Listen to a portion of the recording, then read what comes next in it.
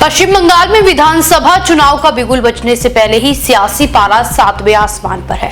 TMC के सेनापति अभिषेक बनर्जी ने सीधे केंद्र की मोदी सरकार पर हमला बोला है।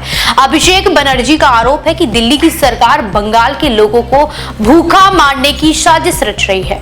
रविवार को एक जनसभा को संबोधित करते हुए अभिषेक बनर्जी ने केंद्र सरकार को कटघरे में खड़ा किया।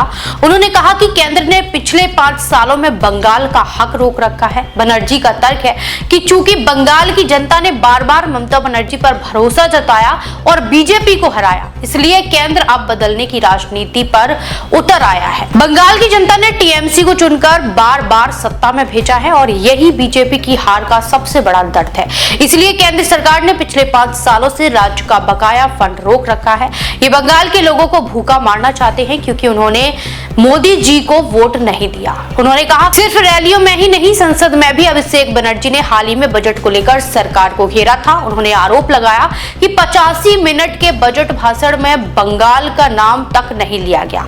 टीएमसी का दावा है कि मनरेगा और प्रधानमंत्री आवास योजना का हजारों करोड़ रुपया केंद्र ने सिर्फ इसलिए दबा रखा है ताकि राज्य के विकास को बाधित किया जा सके। अभिषेक बनर्जी के इन तीखे तेवरों ने साफ कर दिया है कि आगामी विधानसभा चुनाव में बंगाल का बकाया और बाहरी बनाम भीतरी का मुद्दा सबसे ऊपर रहने वाला है। अब देखना यह है कि बीजेपी इन आरोपों पर क्या जवाब देती है।